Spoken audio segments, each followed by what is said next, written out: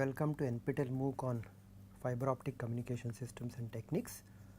We were discussing in the previous module the concept of a mode, and then I indicated at the end of the module that we are going to look at a systematic procedure to understand these waveguide modes. Okay.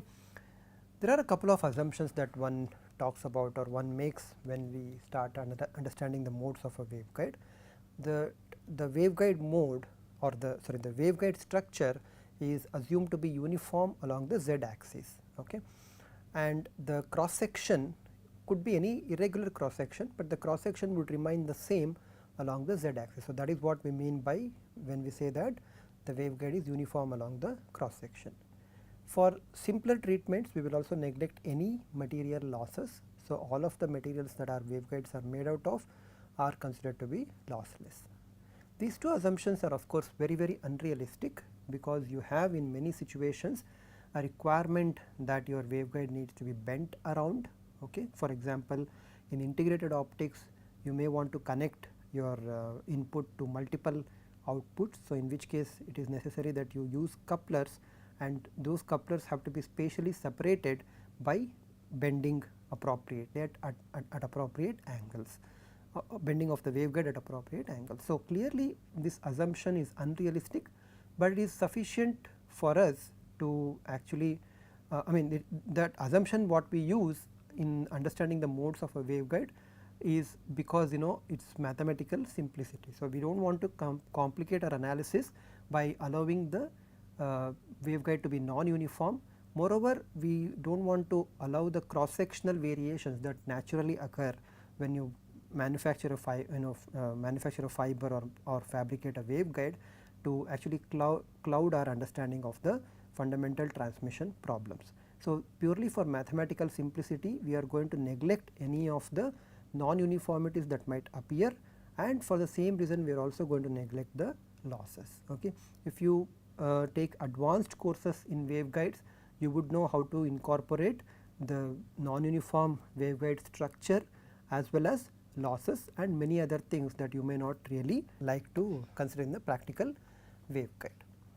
Anyway, so the idea here is that I have a waveguide of some arbitrary cross section, okay, and this cross section remains the same as I go along the z axis, which is the direction in which the waveguide modes are assumed to be propagating, okay, and this cross section, although I have shown it to be very irregular, remains consistent at all points. So, hopefully this cross section is the same as this cross section, although the figure may not really show it, but the cross section remaining uniform is a key which allows us to forget about the z part, because I can then express all of the z variation simply by writing this as e power j k z z, okay, k z z as the propagating factor along the z, and then focus my attention to obtain f of x comma y for the rectangular waveguides, or f of r comma phi for a circular waveguide,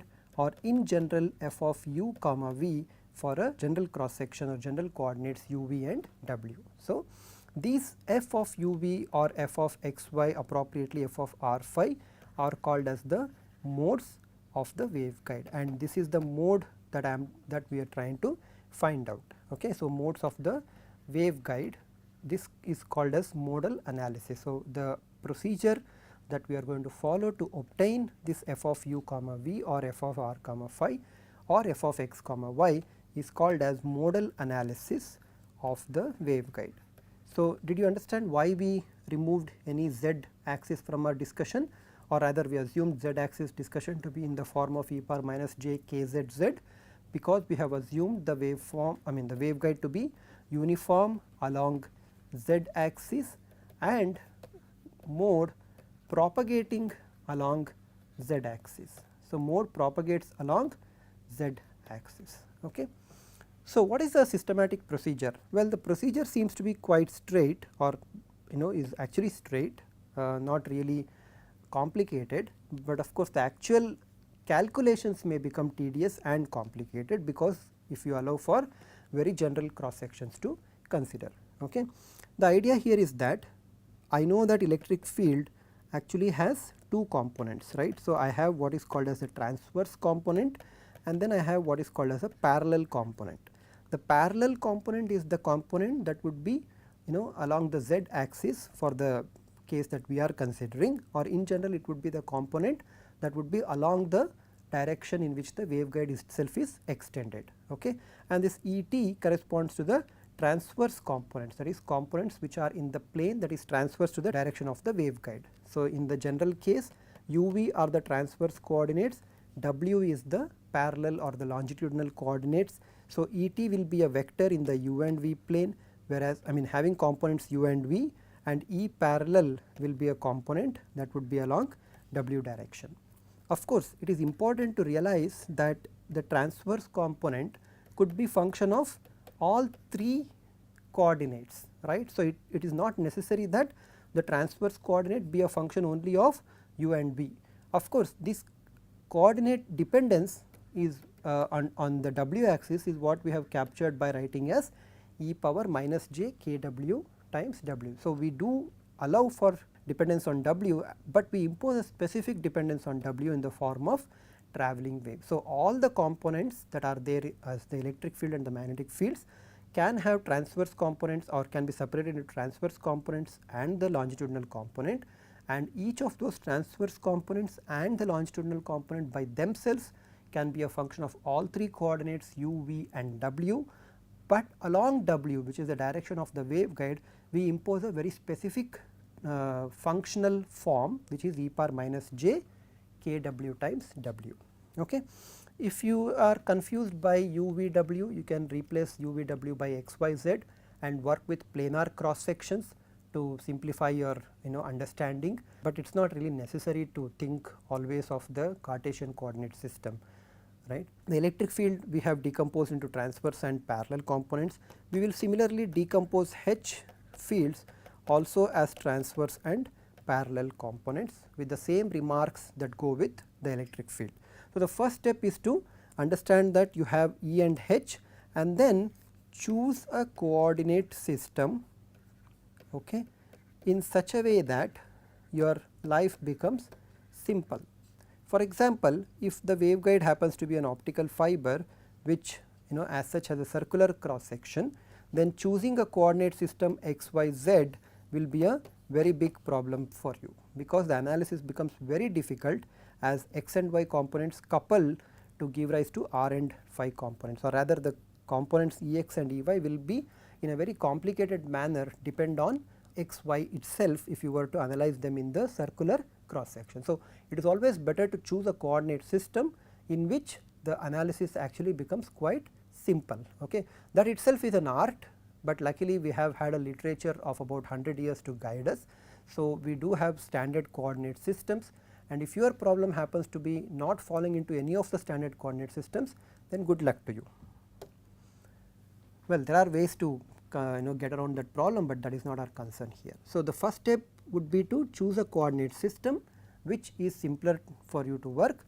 In this course, we will either be looking at x, y, z coordinate system, which is the Cartesian rectangular coordinate system, or we will be looking at r, phi and z, which is the circular cylindrical coordinate system. The second step is that, remember, we have decomposed our electric field and magnetic fields into those ET and HT, E parallel and H parallel components, correct. So, now what we do is we express those transverse fields in terms of parallel components. It is in fact possible to do so by applying Maxwell's equations. So, express ET and HT as functions of E parallel and H parallel, okay, that is longitudinal components. The reason for this is again mathematical simplicity. There is no specific reason as to pick only the horizontal components or the longitudinal components. You could have done the other way around as well, but it is a simplified, this analysis or this method simplifies the problem. Okay. So, that is the second step. So, I express ET and HT as functions of E parallel and H parallel using Maxwell's equations. So, whatever the coordinate system that I have chosen, in that coordinate system I have to express Maxwell's equations and then write ET and HT as functions of both E parallel and H parallel. In general, they will be functions of both E parallel and H parallel. The third step is an interesting step which essentially means or which essentially calls for you to obtain and solve a wave equation. Remember, these are all waves, right, except that the wave is not uniform, it is a non-uniform wave having certain x and y dependence or certain u and v dependence, but it is your responsibility to obtain and solve wave equation for E parallel and H parallel. Usually the functional form of the wave equation will be same for both longitudinal components. Therefore, if you solve one, you can easily guess the solution of the other. There will be some constants of solution which you will have to fix by applying the boundary condition. Okay. So, apply boundary condition to determine the propagation constant. Remember, one of the goals of your analysis would be to actually determine the propagation constant kz, or in general the propagation constant kw. Okay. Of course, you will also have the perpendicular or the transverse wave number kt. Kw will be function of the transverse wave number kt and whatever the medium k vector that is there, right. Anyway, but you need to apply a boundary condition to actually determine these quantities, the longitudinal propagation constant. So, I will just write this as kw, okay, and this corresponds to the propagation constant, or I could have written it as k parallel. Okay. The fifth step is to obtain the transverse electric and magnetic field components Et and Ht in terms of E parallel and H parallel. Okay. We have already written Et and Ht in terms of this, but once I know the solution for E parallel and H parallel by following this 4-step procedure, the 5th step procedure is to go back to this step and then obtain the solutions. Okay. These solutions of course have to satisfy boundary conditions as well, and this will allow us to obtain that transverse mode form f of u and v. Okay. So, this 5-step procedure is what we are going to follow in the next few modules to understand different waveguides. Of course, our understanding of waveguides is for slab waveguides, which we have already seen, not really in this using the systematic procedure, but using a big picture of the ray approach. We will see that this approach also gives the same results, and of course, this approach gives you much more information. In the ray approach, you will not know what is the way in which the fields are distributed, whereas this one will allow you to know what the fields are distributed. Ray theory does not tell you the evanescent fields exist, but this theory will easily give you the evanescent fields that exist and the functional form of that as well. So, there is lot of merit in following this procedure, and for optical fiber analysis the simple ray approach is not satisfactory. So, you need to understand this systematic procedure to derive those mode fields of the waveguide modes of an optical fiber. Okay. So, we are going to look at this systematic procedure, and before I look at it for the slab waveguides and the optical fibers in the next modules, what I am going to do is to reconsider the parallel plate waveguide, okay, which consisted of 2 perfect electric fields, right, and then see how far I can go with these steps to solve and obtain the corresponding electric fields and the magnetic fields, the total electric and the magnetic fields, or essentially do a modal analysis of this particular problem. So, here I can be little careful in choosing the coordinate system. I do not want to work with negative values of x, or rather x equal to minus h I do not want to put in. I will put x equal to h and x equal to 0. Okay. This of course will be the z axis. Luckily for me, u is x, v no need to be considered, and w is z. So, the first step of choosing the coordinate system I have already done it. This is the z direction, this is the x direction. Okay. So, this is how the x direction is and this is how the z direction is. I have also assumed the uniform lossless property, so that the cross section at any time is actually nice plane or a line here, and this height would not change. So, this height of x equal to h, the height of h will not change as you move along the z direction. So, the first step is done, choosing the coordinate system. The second step, of course, while choosing the coordinate system, I have also assumed e power minus j k z times z dependence, with k z being the unknown quantity that I need to determine Remember, that was the idea of step number 4. So, we have not reached step 4. I am not going to fully solve this case, I am going to leave most of it as an exercise to you. I will just indicate the procedure. I want to use this procedure to solve for the case of a slab waveguide in the next module. Okay. So, these are basically indicative of what we are going to do, but the full use of the systematic procedure will not be for this one, but it would be for the slab waveguide. Okay. So, first step is to choose the coordinate system, which we have done, and along with that we have also put down the way in which these fields depend on z, which is in the form of e power minus j kz times z. Now, the second step would be to express the transverse components, which are Ex, Ey, Hx and Hy as functions of Ez and Hz. Remember, these are the components that I have, the longitudinal components Ez and Hz. Okay. To do that one, I need to apply Maxwell's equation. The equations that I am going to use are the curl equations. These are the ones that will allow me to interconnect electric and magnetic field.